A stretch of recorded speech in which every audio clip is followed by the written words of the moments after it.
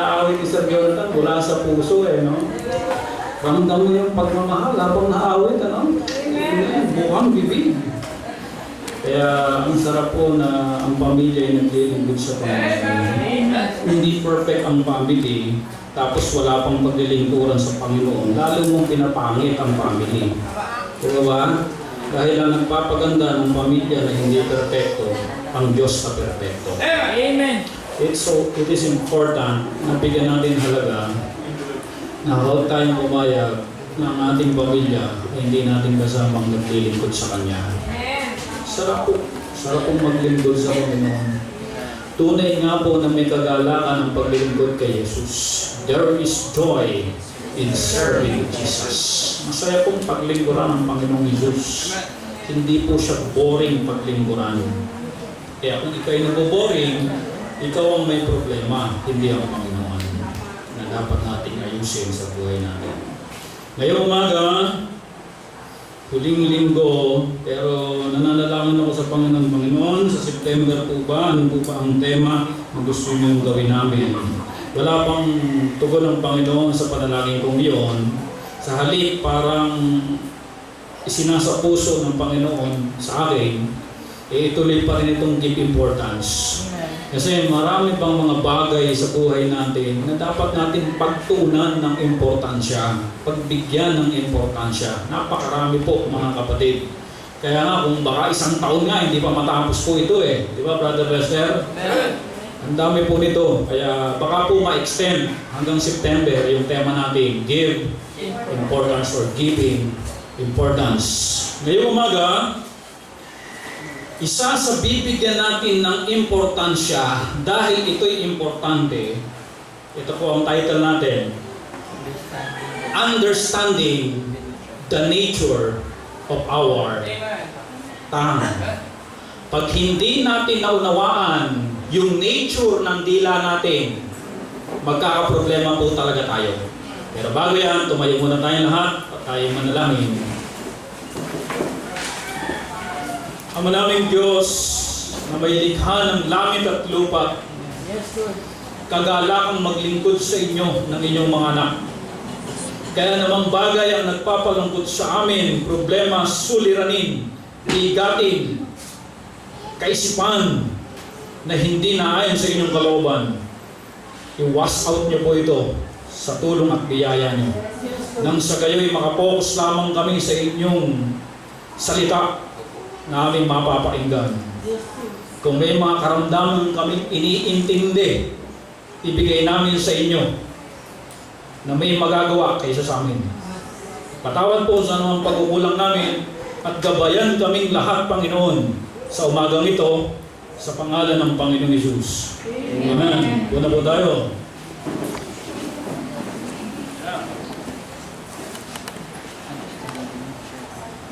Question. Ano po ang nature ng ahas? Ang nature po ng ahas, mga kapatid, alam po natin ito Bihira na lang yung hindi. Ang nature po ng ahas, mga kapatid, once na matapakan mo ang ahas, mga Magat, at alam po natin yan. Yan po ang nature ng ahas. Ngayon, sa mga hindi nakakaalam, malalaman nyo naman yung nature naman ng bibe. Pag hindi nyo mga kapatid alam ang nature ng bibe, baka kayo ay magtaka at magulat at mamangha. Kasi minsan po ang bibe, pag natulog po yan, nakataas pa mata. Apa? Nakakita na kayo ganyan? Yes. Nature po yan ng bibe. Sino po sa inyo nakakita ng ganon? Habang natutulog ang bibe, nakataas pa isang paa. Grabe mo. Tulog, nakataas pa paa. Yung balance niya nandoon. Grabe bibi yan. Pero yung mga taga-Maynila hindi nakakita niyan. Pag nakakita yan, mamamangha. Grabe. Ganito pala mga bibi. Di ba ba? Alam nyo, ito pa. Pag pumunta po kayo sa bahay ko, ng mga ganitong mga oras o kaya sa umaga, hindi kayo pwedeng pumunta sa bahay ko na hindi tatahol yung aso ng kapitbahay ko. Yes. Sino na po nakarating sa bahay? Natahulan ng aso ng aking kapitbahay. O nahabol pa. Minsan, umuulan, nag-deliver yung tubig doon sa bahay. Sabi nga noon na nag-deliver, Pastor, nanganggat po ba yan? Hindi ko, hanggang taon lang po yan. Huwag po kayong mangamba. Kasi ang nature ng aso ay tumahol. Pero alam nyo, meron pa akong natutunan sa aso.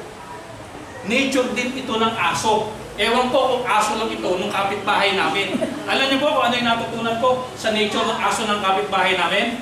Alam niyo po kung ano? Next. Gumising po ako maaga para magbisikleta. Bumangon ako ng alas 4 ng madaling araw. At gumayak ako, siguro mga 4:30, inilabas ko na yung bisikleta ko. At mismo dumaan talaga ako doon sa kapitbahay ko dahil wala naman ako ibang daan, kundi yun lang talaga. At napansin ko mga kapatid, yung aso ng kapitbahay namin, tulog. Nakaalis ako at nakadaan ako sa bahay ng kapitbahay namin na walang tumahol na aso. Kaya kung gusto mong pumunta sa bahay ko, hindi ka tatahulan ng aso, pumunta ka ng 4:30. Dahil yan ang nature ng aso ng kapitbahay namin. You see, church, it is important na maintindihan natin yung nature.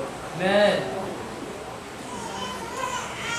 Magiging alam natin yung mga movement natin, yung mga estratehiya natin para maging smooth at walang maingay at walang magulo pag naintindihan natin ang mga bagay-bagay sa mundo na ito o yung tinatawag nating nature ng ating.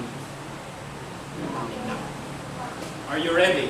Amen. Tingin mo na sa katabi mo, handa ka na bang matutunan at maintindihan ang nature ng dila mo at dila nating lahat.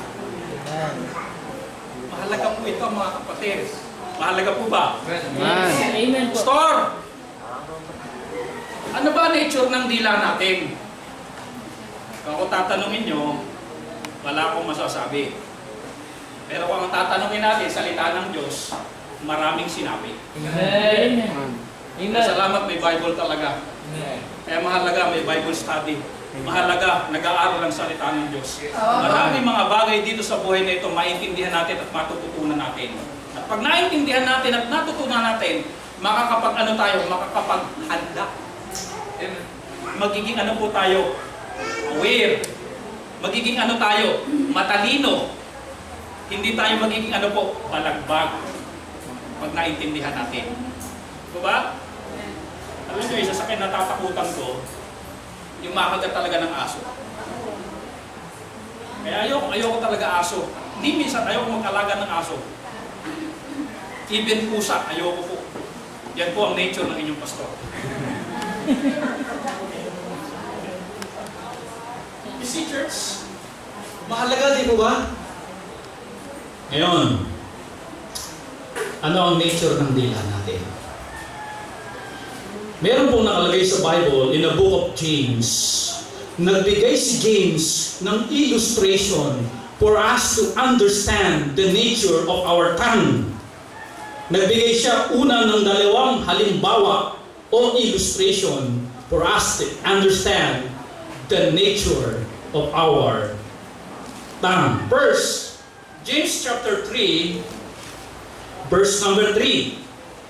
Behold, we put bits, hindi po ito corn bits in the horse mouths that they may obey us, and we turn about their whole body. First illustration. Ito po yung tinatawag nating pakagat. Bits.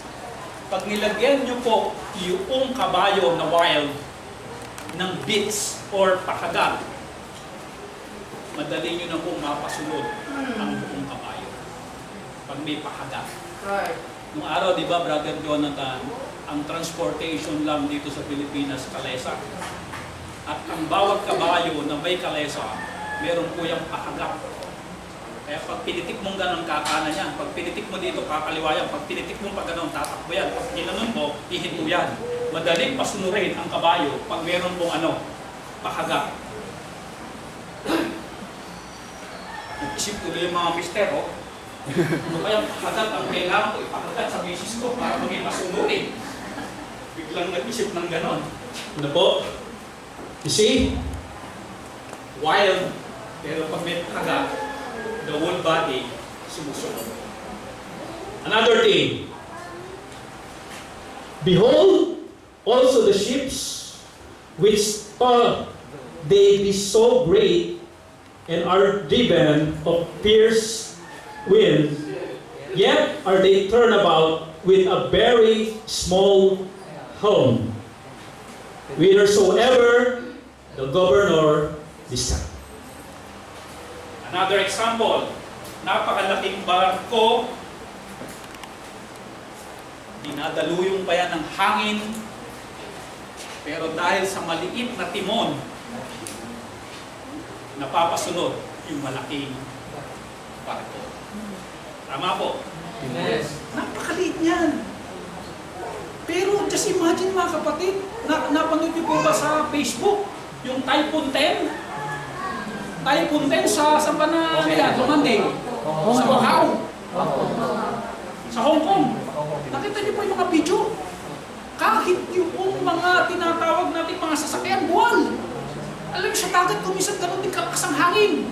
Napakalaki ng barko. At ang laki ng tatamaan ng hangin para yung barko gumewang-gewang.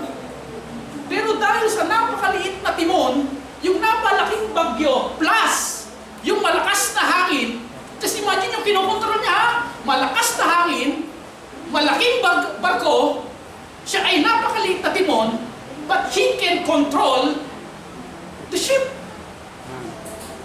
Amen? Amen. Kontrolado. Ito tanong.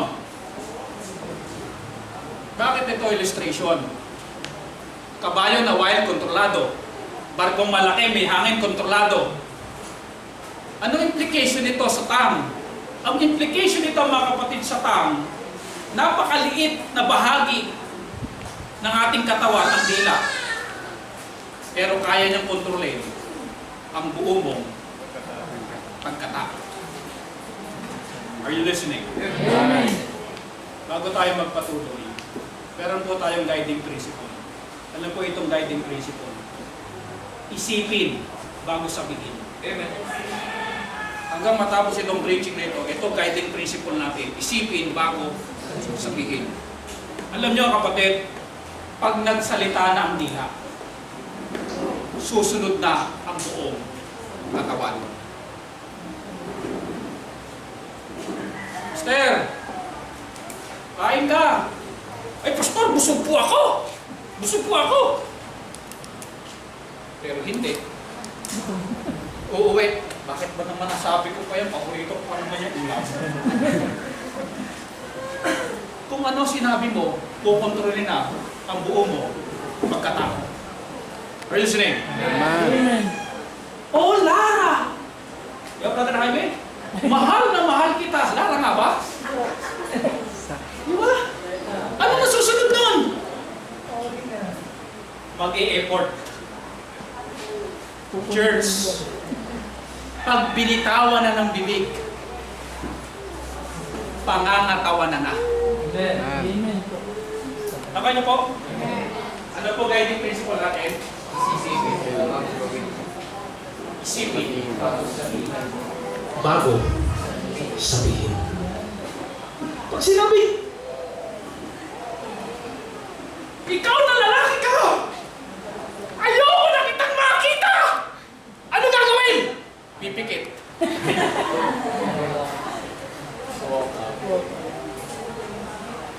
Diba ba?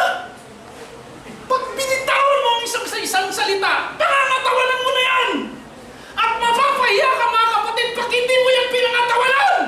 Di ba sinasabi natin kumisan, ay ako hindi ako kumakain ng sardinas! Pero minsan dinalaw ka sa bahay, kumakain ka ng sardinas, di ba payang-paya ka? Di ba ba? Amen.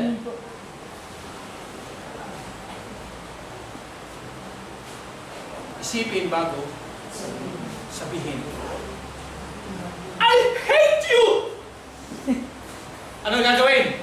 Tatakbo sa kwarto. Isasaldak ang pinto. Iiyak hanggang ang luha ay wala nang mailuha pa.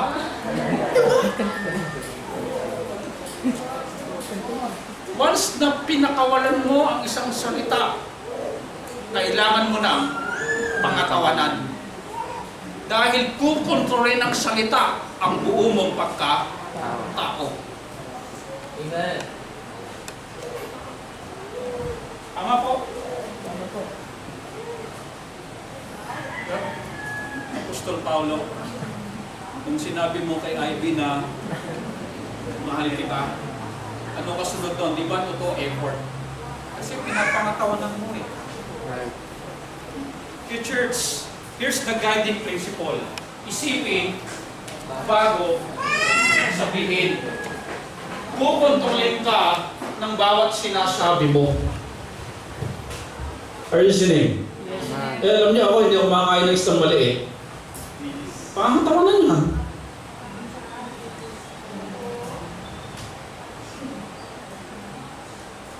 Ay ako, hindi ako kumakain ng hito. Bulik lang. Pangatawanan yan.